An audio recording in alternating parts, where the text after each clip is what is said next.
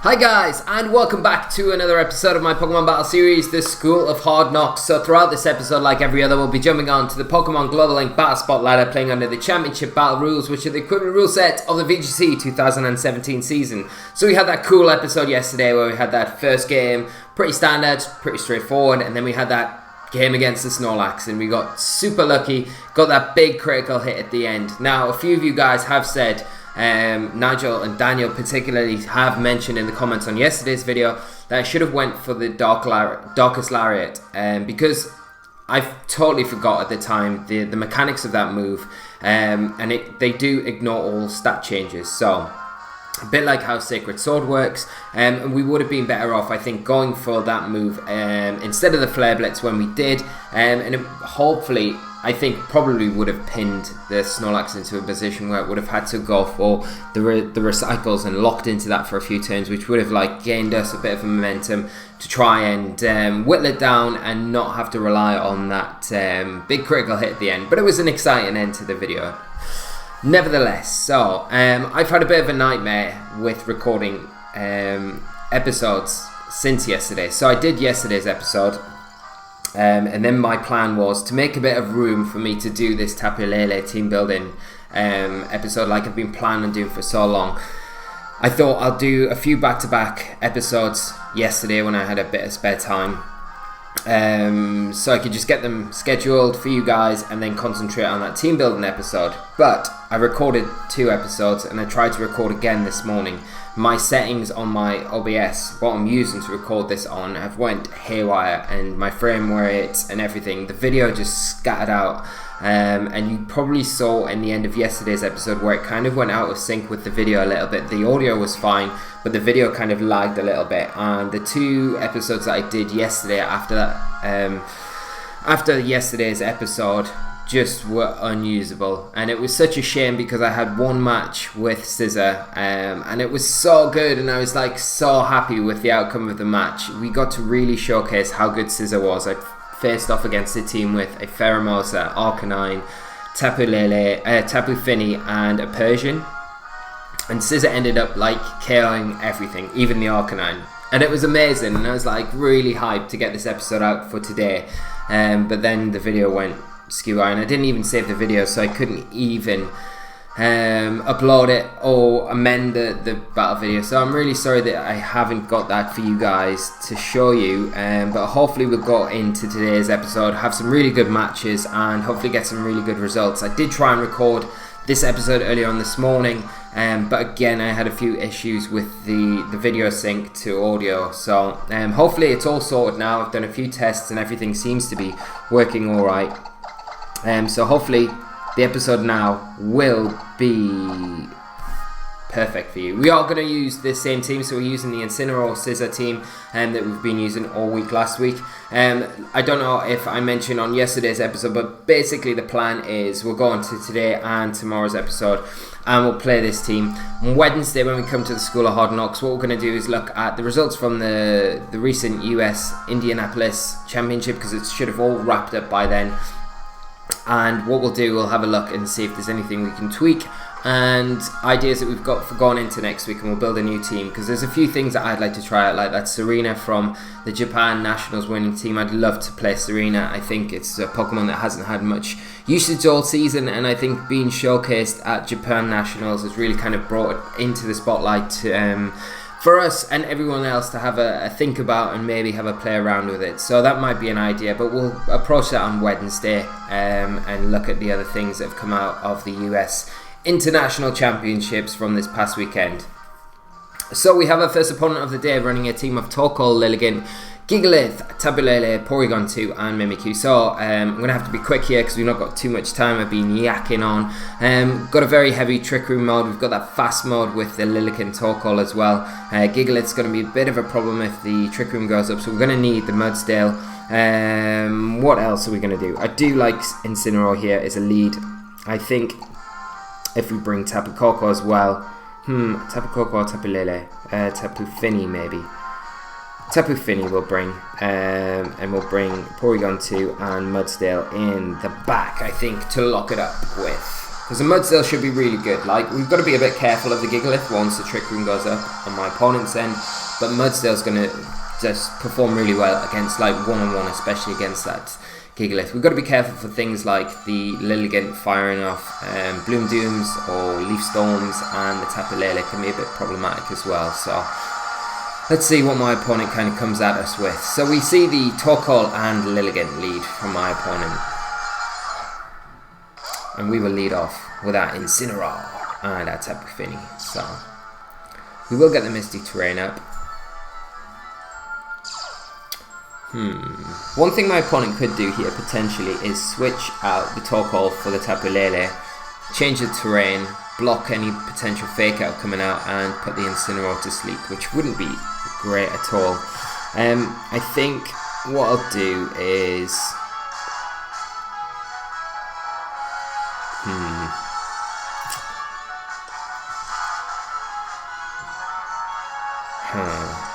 should I fake out the Torkoal? Yeah, fake out the Torkoal, and I'm going to bring in P2. I want to take Tapu Fini out just so we've got it to switch back in if that Lele does come onto the field. And I think out of both Pokemon here, we're probably looking at more. I think the pressure's really coming from the Torkoal in a minute, so let's see what my opponent goes with here. Do get the download boost in special attack, so that's quite handy. We do get the fake out straight off into that Torkoal, and we just see a Leaf Storm come out from that Lilligant that will be into the Porygon2, but we are able to take that quite comfortably. So this turn, what do we want to do? I don't know if we want to go for the Trick Room just yet. So we could go for a Dark Lariat. I'm just going to go for a Flare Blitz into the Lilligant, and I'm going to go for a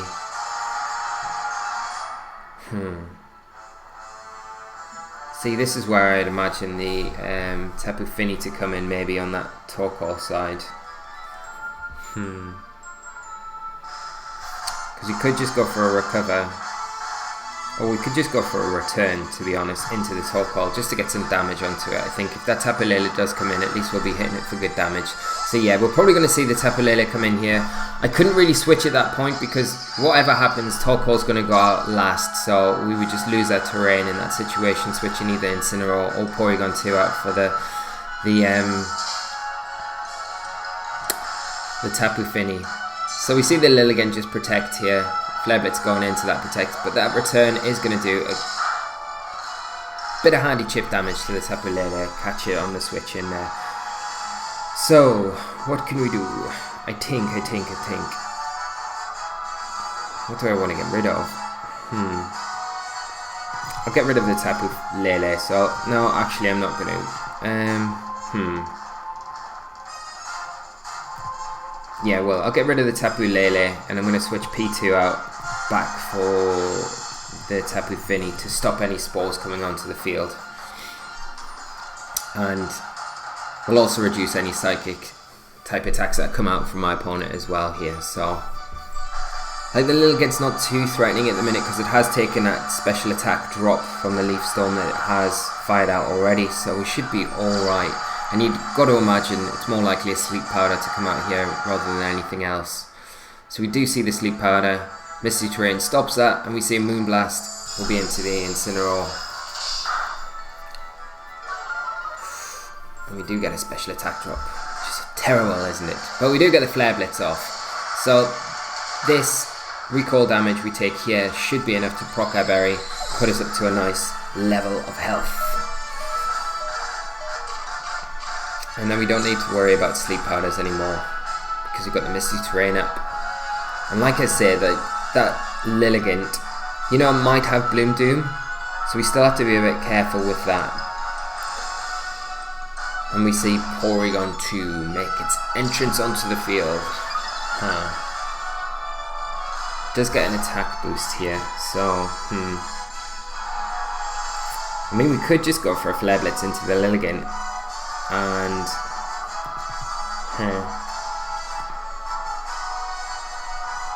switching our Porygon2.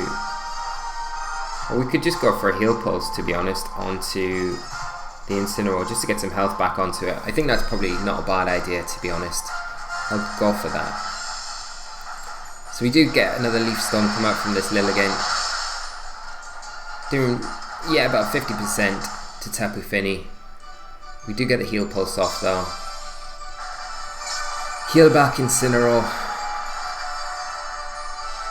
And we'll get the Flare Blitz onto the Lilligant. This should take it down unless it is sashed, which it probably is. Yeah, so there's the sash. But it really isn't. It's like -4 now, I think, so it's not really causing too many issues at all. And we see a Thunderbolt come out from the Porygon2 into the Incineroar, but not doing too much damage at all. So I'm just going to go Muddy Water here, and I'm going to go for a Flare Blitz into the Porygon2. Take advantage of that sun while it's still up on the field.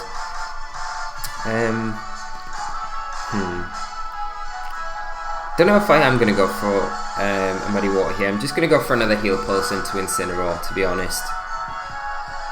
So like I say, the Lilligant's not really causing too many issues here. It's so weak at this point.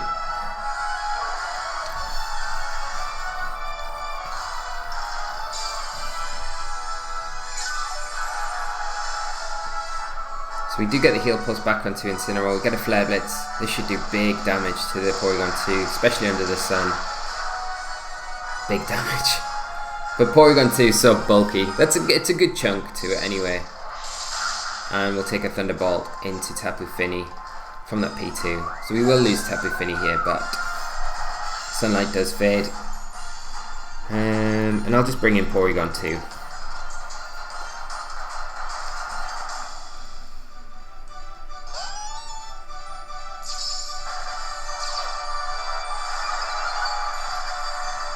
You get a special attack boost.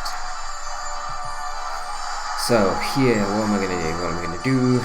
You've got to expect that Lilligant to switch out, so I think I'm just going to double into that slot with an Ice Beam and a Dark Lariat. Just expecting the Torkoal to maybe come in, but just protects. My opponent's going to get a free attack off with this Porygon2.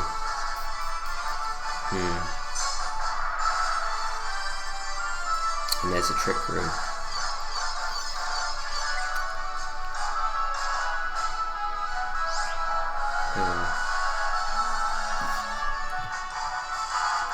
I'm totally expecting the Torkoal to come in on that slot.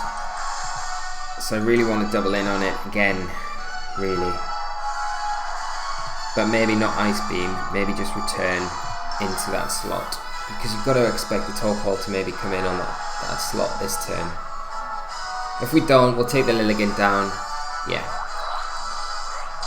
And then we'll get some additional damage onto that Porygon2. But my opponent smartly wanted to just leave the Torkoal in the back and bring it in fresh. So we will get a Darkest Lariat off onto the P2. Do a little bit of chip again, not too much. And then the Torkoal's going to come in now.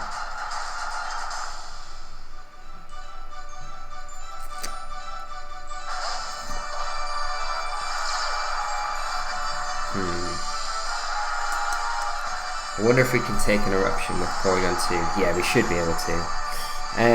So I'm just going to go for a Darkest Lariat into the Torkoal. You've got to expect that Porygon2 to recover at this point. Like, if it doesn't, then we kind of can pick up the KO with Flare Blitz. Should I go for that? No, it's got to recover. Like, it has to recover, right? And I need to recover with my P2, so I'm just going to go for a Darkest Lariat into the Torkoal this turn. Recover with P2. And there's the Eruption. So we do take that with Porygon2 and Incineroar. Yeah, there's the recover that we expected from that Porygon2 on the other end of the field. And we'll go for the same with our Porygon2. And we'll go for that Darkest Lariat. It prevents us taking any unnecessary recoil damage as well from this Torkoal. It's not doing a whole lot, but the main point here, as it's just weakening the eruption that's coming out from it. So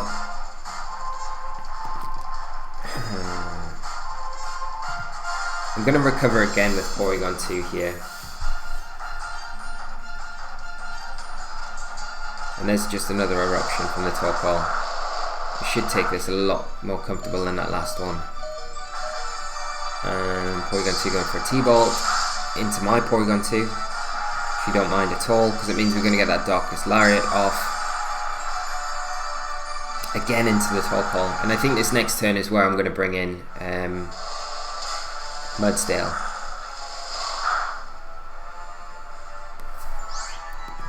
Yeah, let's bring in the Mudsdale. And let's go for a return into Torkoal. And then we haven't got too many turns of Trick Room left, so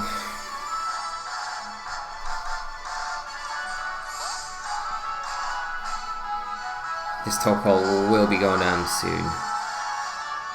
There's another eruption. So this Torkoal just locking itself into eruption, not going to be doing too much damage at all to either Pokemon. Hopefully we see a Thunderbolt into that Mudsdale slot. That's what I'm kind of hoping for. I was kind of banking on. So we get the return and the Thunderbolt, but it is into the Porygon2. Okay. And the dimensions turn back to normal. So that's fine. Go for a high horsepower into the Porygon2, and I'm just going to go for a return into that Torkoal. That should pick up the KO there. And then we've just got 3-on-1 versus a Porygon2. But we do have access to close combat on Mudsdale, so we are going to be able to take advantage of that, hopefully. We hopefully don't draw this out any longer than we need to.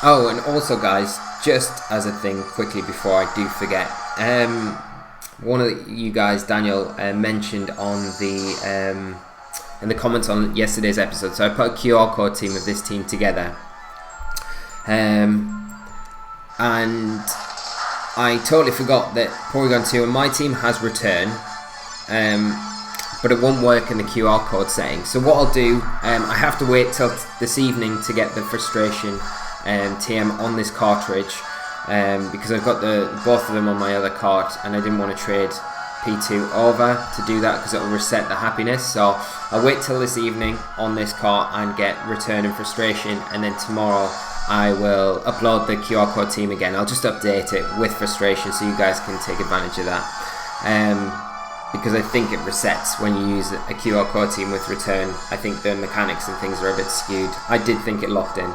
So this last turn we saw the Torkoal protect, Porygon2, my opponent's end, go for a Trick Room. So what we're going to do here, let's just go for a high horsepower into the P2 and a return again into the Torkoal. Let's see what my opponent goes for here. So Torkoal actually going for the Solar Beam. Into the Mudsdale, I would imagine. But that's fine. That's alright. We don't mind that too much. The Assault Vest really helping us take that a lot easier than we would have normally. And now, as long as this Porygon2 doesn't recover, it doesn't, so we can nab it with a close combat this next turn. As long as we don't get a freeze. Which we don't, I don't think. Yeah, no freeze, which is great. So yeah, we should be able to close this game out now. Close combat should be enough to take down this opposing Porygon2. And Mudsdale is definitely slower in a Trick Room, so we should be fine. So I'm just going to go for that close combat, and I'm going to double into it with a return as well with my Porygon2. Like I say, hopefully this should be enough. So there we go, the horse doing some work and picking up the KO. So excellent, good start, good game to my opponent, and managed to deal with that alright. Like, I love Incineroar in this matchup. I think it does so well, especially when supported. I think you've got to support it right, because the Sleep Powders, I think, from the Lilligant are the most threatening thing in this team. But just being able to kind of support the Incineroar with the Heal Pulse and the Misty Terrain, stopping those Sleep Powders, it's so good against, because it's so bulky, it takes those eruptions and things like that, and it does threaten things like the Lilligant pretty well, and then the Fake Out support's nice as well. So, but not too bad. I do love Incineroar. I think this team that we're using right now, if we got the hidden ability Incineroar with Intimidate, it would become so much better than what it is now, and I still feel like it's good right now, and I love playing it, and I'm having a lot of fun playing it. It's like it feels really nice. Like there's a few things that I want to change that I might change throughout this week. Like I would like to put maybe Calm Mind on Tapu Fini over Protect. We could drop Protect maybe for Calm Mind. I think it would give us a better just a backup strategy for Rain in particular. If we can just start Calm Minding in front of like Pelipper Golduck, like we don't really fear too much that they're going to throw at us, so if we can just start powering up in front of them, it does make it a bit easier. But like I say, if Incineroar had that Intimidate, it would just be amazing. It would be a little bit broken maybe, but hopefully, you know, at some point we do get that hidden ability distributed to us, so we can actually give it a go in this team. And if it's, you know, a few months time and we bring the team back and see how it gets on again, it's definitely going to be something I'd like to do, so we'll see what happens anyway. But we have our next opponent of the day, and they are running a team of Tapu Koko, Tapu Fini, Arcanine, Garchomp, Porygon2 and Araquanid. So that Trick Room mode on my opponent's team is going to be a bit scary, because the Araquanid, although Mudsdale is slow, it's going to be hitting us for super effective damage, which isn't ideal. It also threatens Incineroar quite heavily, so we might need to utilise Tapu Koko here. I do like Mudsdale though, just for the Arcanine and the Tapu Koko really. What are we going to do? I definitely want Tapu Koko for sure, so we will bring Tapu Koko. I would say from the concept of the composition of my opponent's team, it's unlikely that Garchomp Scarfed is probably more Tectonic Rage. So we could go Tapu Koko, and we could go Incineroar and take advantage of the sunny day, but I don't know how viable that'd be. Definitely want P2, I think. Mudsdale and Tapu Fini. Tapu Fini is going to be a nice switch into anything that Araquanid's like threatening us with, especially the if it's got Hydro Vortex or just the liquidation attack. So at least that way we've got a nice switch into it, and we'll see how we get on anyway.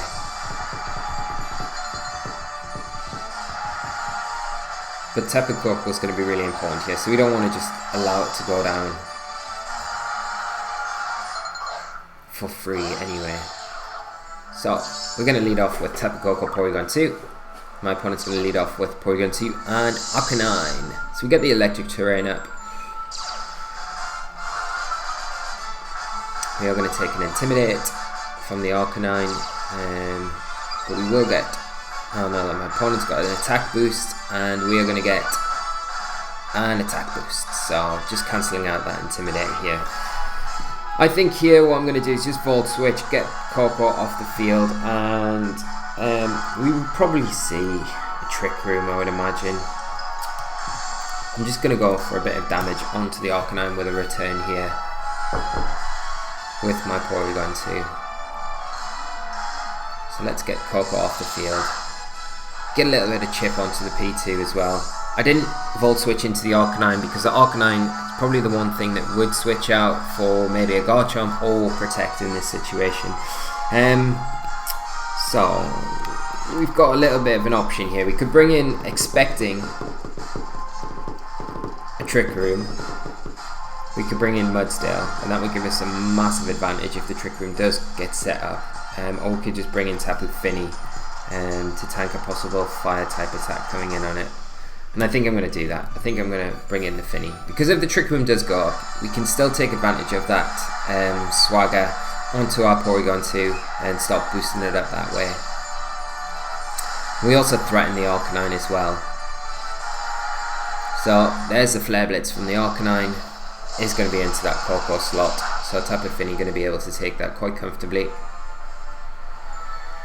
And Poison P2 actually goes for a return as well, doubling into that slot. That isn't ideal.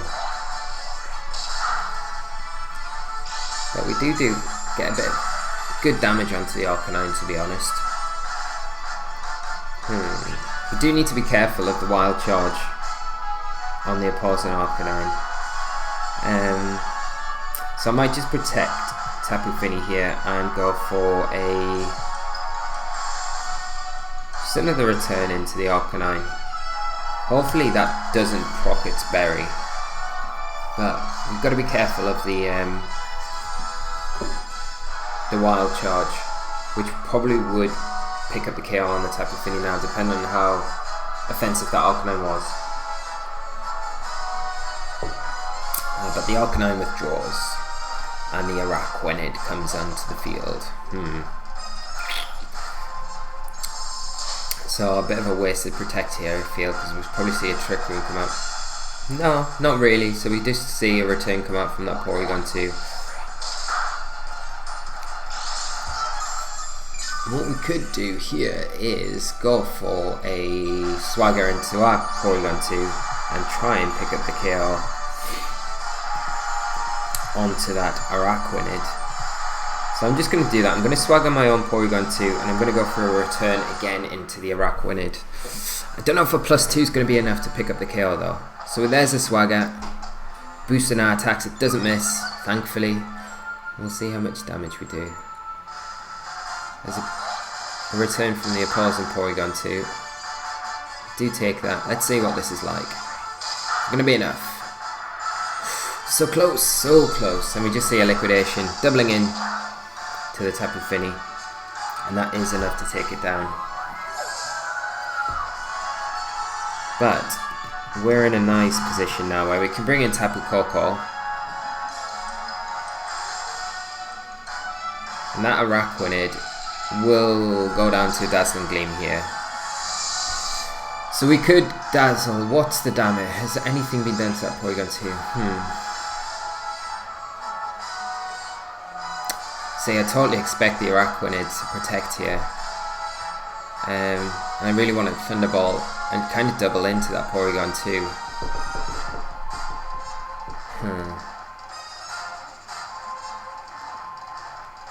The Araquanid has to protect here. So threatened.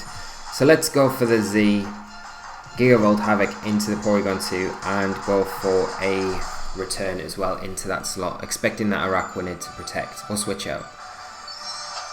No protect, no switch out. Oh dear, oh dear, oh dear, oh dear. This might not be too good, but if we get rid of the Porygon2, that's at least something.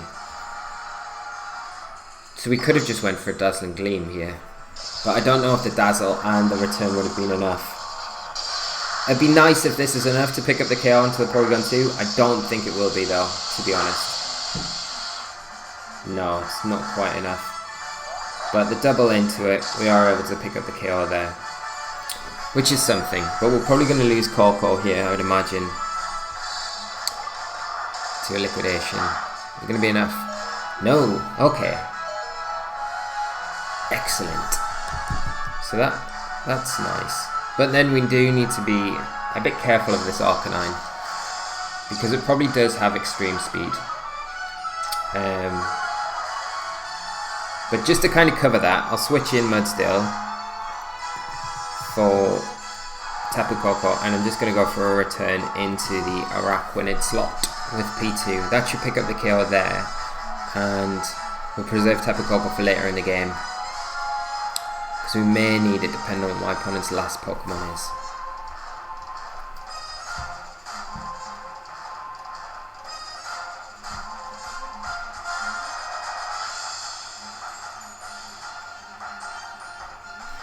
The Porygon2 is what, +1 now?